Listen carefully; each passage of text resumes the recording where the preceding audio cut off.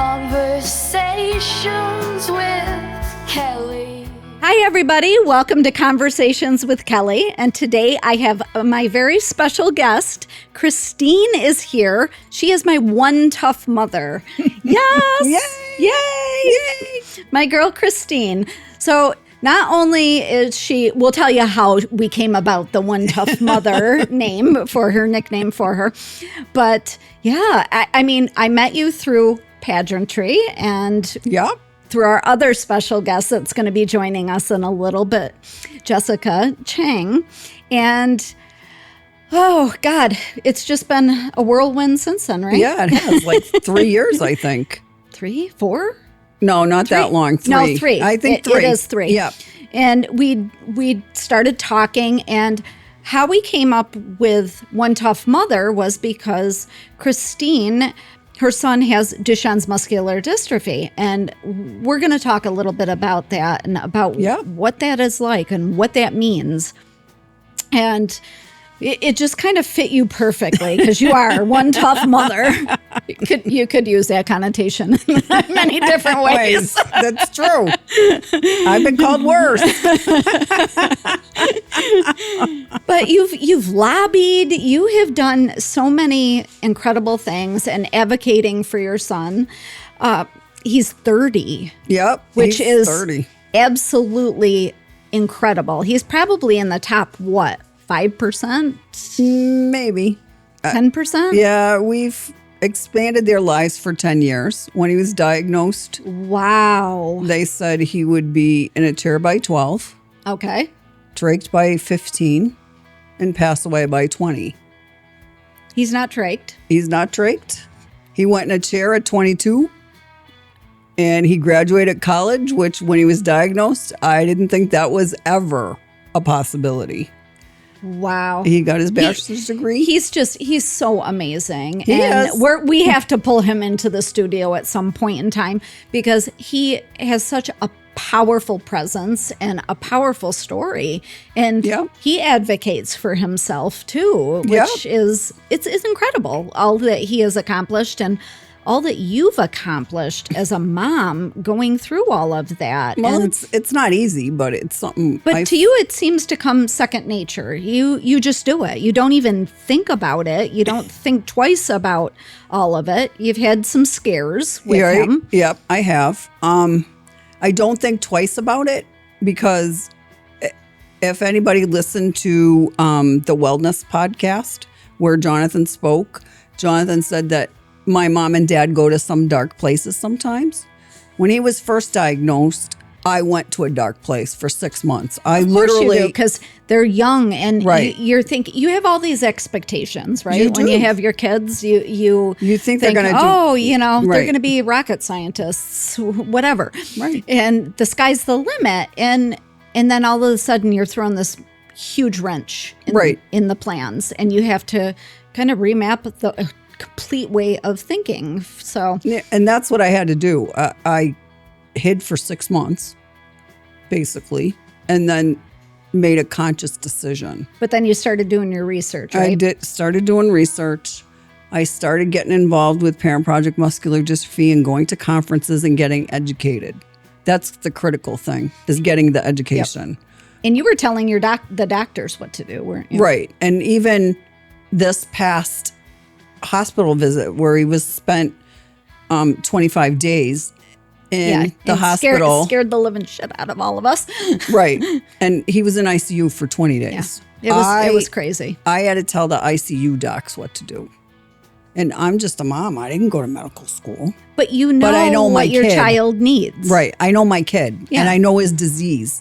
I live and breathe his disease every day. And most doctors don't have that expertise. Right. They haven't gone through all of this stuff. Right. So who better to tell them, hey, listen, you need to do this, this, and this. Right.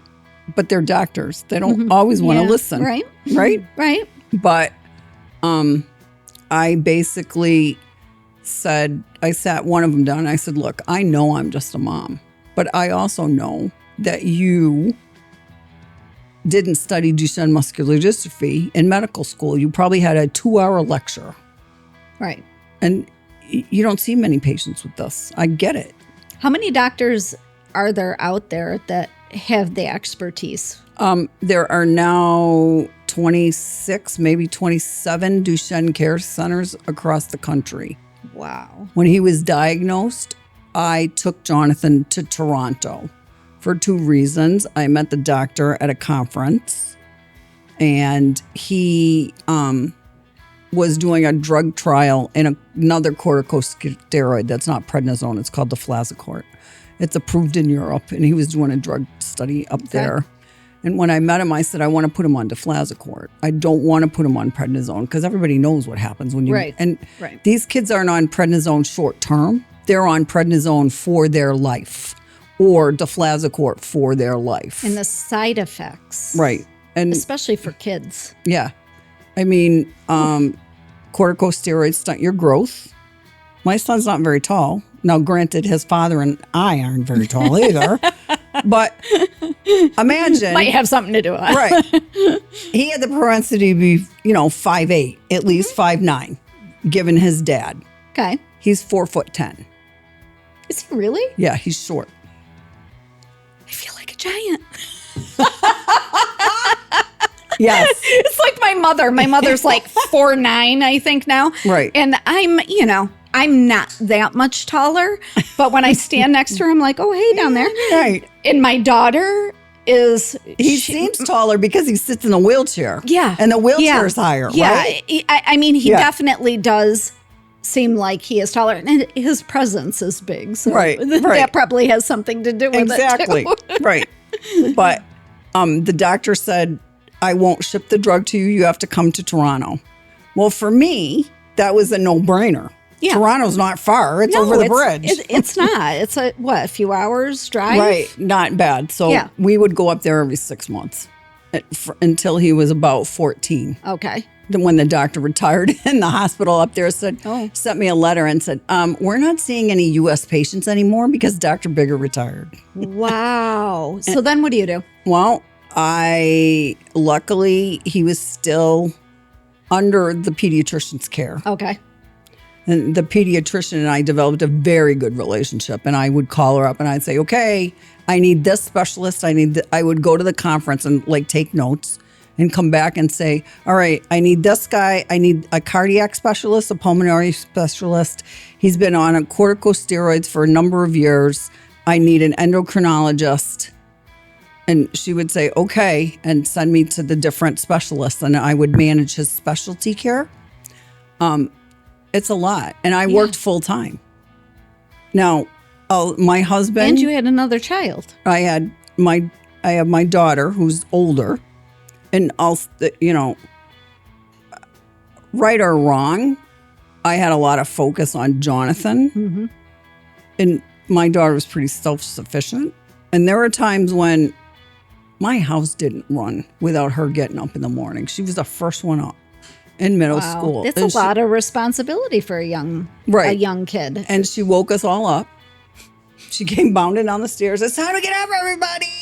But I feel like with your daughter and having met her, that that's probably what's made her so independent, though. Yeah, it is. She's very independent. Extremely independent. Strong-willed. Yeah. So. She's got a mind of her own. She'll do whatever she wants. But she's helped take care of your Right. son. She's become a caregiver. She lived in... It's pretty incredible. Yeah. And right or wrong, when she was thinking about college, she sort of thought about staying. Mm-hmm. And I said, no, go. I don't care. Go. Go where you want to go. Aww. Don't stay at home. I've You got need this. to live your life. Yep. If I have to hire help, we will. And Right. that's we got approved for AIDS. So I was under the CDPAP program for a while. I still am. The hospital stay, he came home with new medical equipment. He has a BiPAP, a cough assist that's been recalibrated for him as he matured. I always had a cough assist. He didn't necessarily use it all the time. That's the problem. Anybody with Duchenne out there, use your cough assist as therapy, please. It makes a boatload of difference. It's gotta be really hard though.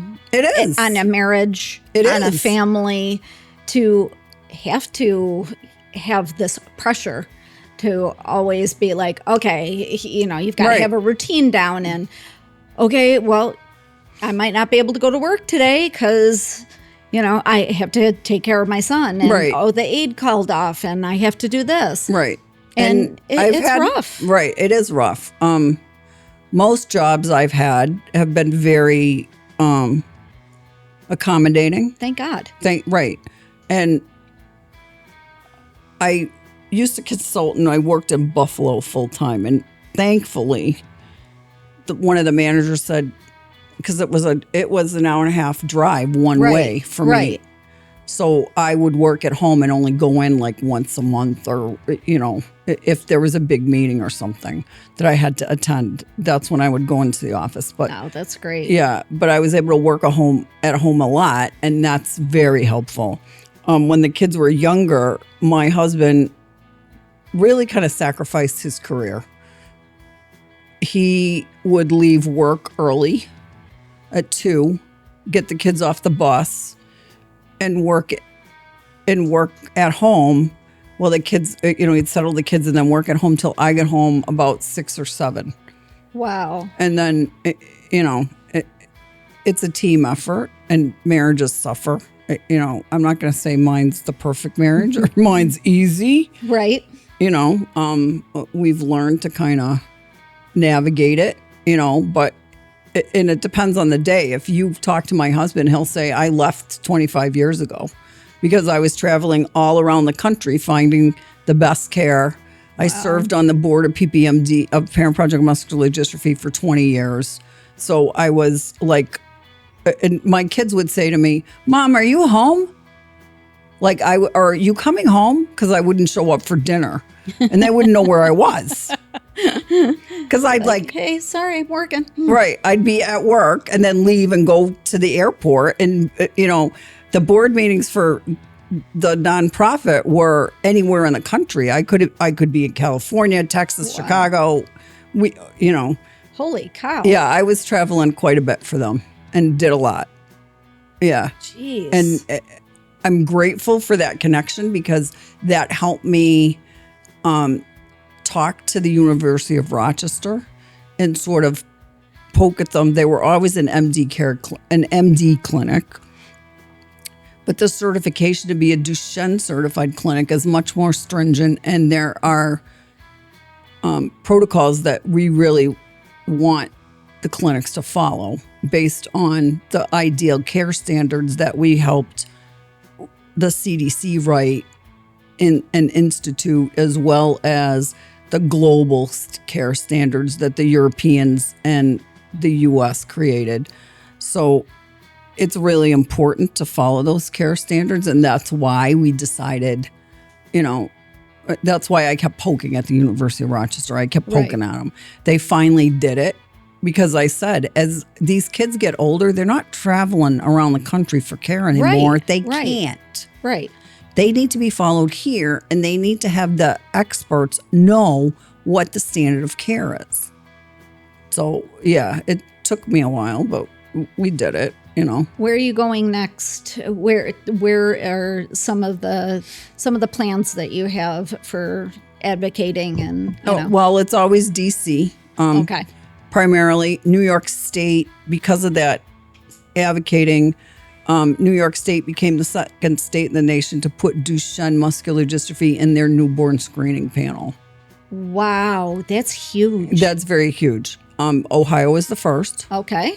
And now there's a lot of families in each state that are going to their state legislatures and trying to get that approved, so it's in their standard panel. So is it hereditary, or how do you know, like? Yeah, it is hereditary in 30% of the cases. 70% of the cases, it could be. It's a genetic mutation. Okay. And it's a mutation on the dystrophin gene. The dystrophin gene is what is the glue that allows you to build new muscle, create muscle tissue Okay. and sort of holds your whole muscle structure together. Without that protein, what you're born with is what you have, and it disintegrates throughout your life. Okay. And it becomes scar tissue. Wow. So you'll see a lot of kids with contractures because they don't get the therapy they need. One of the best things is swimming and walking in the pool. Oh, okay. So Jonathan goes to therapy twice a week. He gets in the pool and walks Okay. once a week, and then the second therapy is occupational therapy, fine motor skills. Okay. He can still use a computer. He can still feed himself if you cut up his food. Well, he does that magic Right. something. I heard you guys talking about it the other day. I'm like, what? Right. Yeah. What is that? He likes to play card games like Pokemon, Digimon, and Magic. Okay. And he's Got working it. on creating a new card game that's on that vent. And he makes me laugh because he's a He's funny. perfectionist. He's funny. What did he go to school for? He has a bachelor's degree in biology with a minor in chemistry and a minor in toxicology. He's no dummy. Okay. Wow. Yeah. He's Yeah. no dummy. Wow. I guess not. Holy. All right, I'm like, Jonathan. Is he really my kid? He takes after his father with that. His father has two. I'd be tapping out for first thing. Right. Oh my God. Yeah. Back in school, I was like, do I really have to take this? I remember doing biology and they brought out this little pig and I was like, and I looked for the garbage can and I took an F because Oh, yeah. I was like, there is no way. First of all, the smell was horrific from the formaldehyde. Yep. And then they were like, you got to do, no, not going to happen. No, I'll do the worm. Even the frog, I was like, nope, not happening for me. No. So therefore, I could never do any of that or be a doctor or anything of that nature. He did. Jonathan did. Now it's trying to find a job. And he's graduated, I don't know. He's 30, graduated when he was 23. So finding a job is hard because he needs assistance. Yeah, and it's not like he can just, go to work. Right. And drive himself to work. Right. So, But kudos to him for even getting the education and doing that for himself. That's pretty damn amazing. yeah, he did well. When he's an Eagle Scout, and that was, he and his dad did scouting. And it's amazing testament to you and your husband for being able to push him and support him to be able to do all of this stuff and not holding him back. Not letting any of it hold him back. Yeah, we always said that he could do whatever he wanted. We just had to figure out how. But you obviously have, so. Yeah. So what can we see in One Tough Mother coming up? What are you going to be talking about? This month, how to remain positive. Next month, I'm working on it. But you'll still, we'll always get one. So you've been writing for Rochester Woman for what? Almost the 3 entire years. 3 years, right? Right. Yep. And we were like, okay, well, what are we going to call your column? And it was, because you said it one day, we were talking and you said about being, that you're one tough mother. And I'm like, that's it. That's the name. We've got it. Yeah. And then, then as things rolled out, we did the logo and you've done events with me and Yep. Yeah. and you guys have spoken at some of the shows. It's been really great. Yeah, it has. Eventually I'll work on a book. Yeah, I was just going to say that you need to do the book now because I'm not. Yeah, I got to figure it out first. I know a couple people that can help you. I know that. That'll work. And it all started when I met Jessica and she whipped out her sash in front of the Capitol. And I remember looking at her and going, so funny. "What are you doing?" She's like, "I want you to take my picture." And I'm like, Okay. And Okay. then she Okay, went, crazy girl. right. Then she crazy went pageant into girl. how she wanted to use pageantry to advance. I just lost my train of thought. Advance awareness for accessibility, Duchenne muscular dystrophy, a whole gamut of things. So that's your next guest. Yep, that'll be the next one. Woohoo! And then I really am excited to see what unfolds with everything with Jonathan and with the column and where we're going to see you guys next advocating for this. So thank you for joining us in the studio today. And it's been a pleasure. And I always love spewing about my kid in my life and my advocacy. Awesome. But it's awesome to be able to do that. Yeah. Yeah.